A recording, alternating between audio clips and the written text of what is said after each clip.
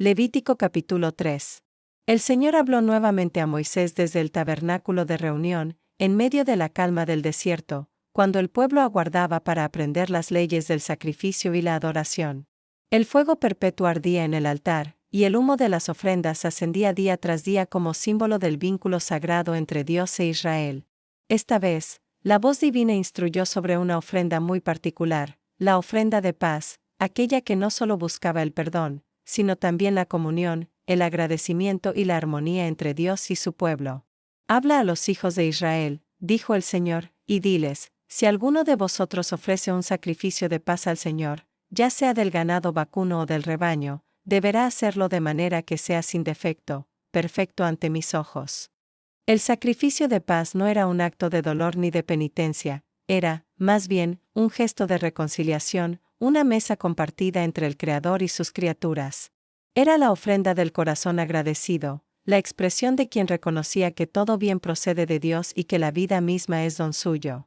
Si el sacrificio de paz provenía del ganado vacuno, ya fuese macho o hembra, el oferente debía traerlo a la entrada del tabernáculo. Allí, con sus propias manos, pondría la mano sobre la cabeza del animal, símbolo de identificación y entrega. En ese acto silencioso se reconocía la dependencia del ser humano frente al Creador, y se ofrecía a él lo mejor de lo que se poseía. Luego el animal sería degollado a la entrada del santuario, y los hijos de Aarón, los sacerdotes, rociarían su sangre alrededor del altar. El sacrificio no era solo sangre ni fuego. Era orden, precisión y obediencia. El oferente debía ofrecer del sacrificio de paz una parte específica, la grasa que cubría las entrañas y toda la que estaba sobre los órganos internos, los 2 riñones y la grasa que los rodeaba, junto con el lóbulo del hígado.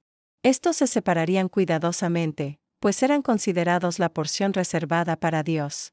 Todo aquello debía ser quemado sobre el altar, sobre el holocausto que ardía constantemente, como aroma grato al Señor.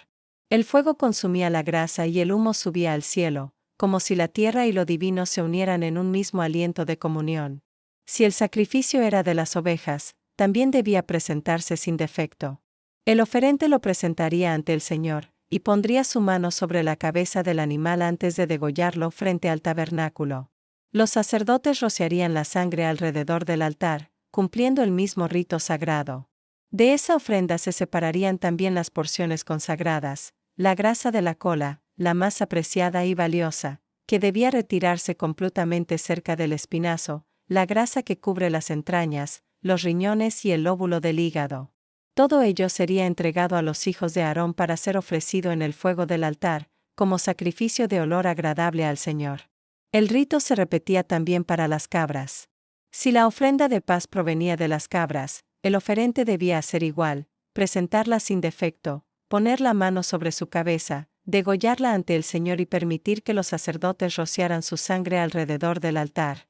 De ella se ofrecía la grasa que cubre las entrañas, los riñones y el lóbulo del hígado, todo ello quemado como ofrenda encendida al Señor.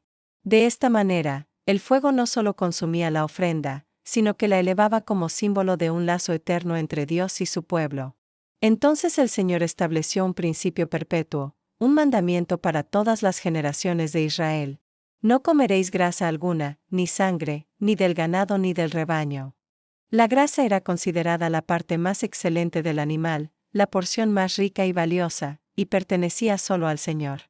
La sangre, en cambio, representaba la vida misma, el aliento que solo Dios puede dar y quitar. Por eso, ni uno ni otro debían ser tocados ni consumidos por el hombre, pues ambos estaban reservados al ámbito de lo sagrado. Este precepto fue establecido como estatuto perpetuo, una señal de respeto hacia la vida y hacia Dios, quien había separado lo profano de lo santo.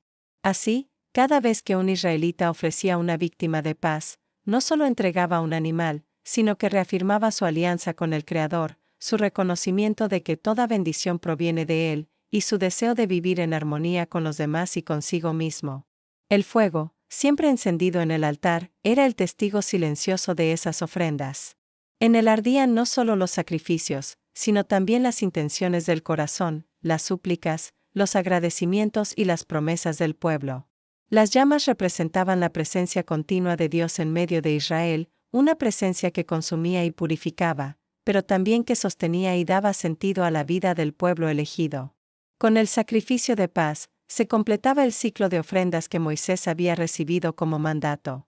El holocausto expresaba entrega total, la ofrenda vegetal, reconocimiento de los bienes materiales, y el sacrificio de paz, comunión íntima y gozosa. Cada tipo de ofrenda revelaba un aspecto distinto de la relación entre el hombre y Dios: obediencia, gratitud, purificación y unión. Así, el culto no era una serie de actos vacíos, sino un lenguaje sagrado mediante el cual el pueblo expresaba su vínculo con el Eterno.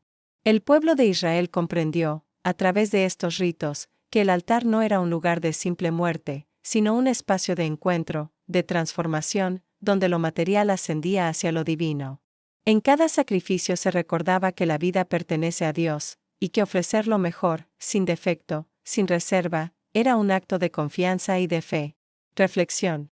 El capítulo 3 de Levítico nos introduce en el significado más humano y espiritual del sacrificio: la paz. No se trata aquí de un sacrificio por el pecado o por la culpa, sino de una ofrenda de gratitud y comunión. La ofrenda de paz era, en su esencia, una celebración compartida. Parte de ella se ofrecía a Dios, parte era consumida por los sacerdotes y parte por el mismo oferente y su familia. En ella, el altar se convertía en una mesa, y el sacrificio en una comida de reconciliación. Este gesto nos enseña algo profundo: que la verdadera paz no consiste en la ausencia de conflicto, sino en la presencia de Dios en medio de la vida cotidiana. Ofrecer una víctima sin defecto simbolizaba ofrecer lo mejor del corazón, lo más puro de uno mismo. Reconocer que todo bien viene de Él y que, sin su presencia, la abundancia material carece de sentido. También el mandato de no comer grasa ni sangre tiene una enseñanza espiritual: lo más valioso, la vida, la fuerza, lo esencial, pertenece solo a Dios. El hombre participa del don, pero no lo posee en plenitud. En cada comida, en cada agradecimiento, el israelita recordaba que su vida dependía del Creador y que debía vivir en armonía con Él. En tiempos modernos, este mensaje conserva su fuerza. La ofrenda de paz nos invita a reconciliarnos con lo que somos, a compartir con gratitud, y a recordar que la comunión con Dios se expresa también en la comunión con los demás. El altar, en el fondo, está en cada corazón que se abre con sinceridad y ofrece a Dios lo mejor de sí mismo: su tiempo, su esfuerzo, su amor y su gratitud. Si te ha gustado el contenido, suscríbete, es gratis, y haz clic en el pulgar hacia arriba. Comparte este video con tus amistades y contactos, me ayudas a crecer. Muchas gracias.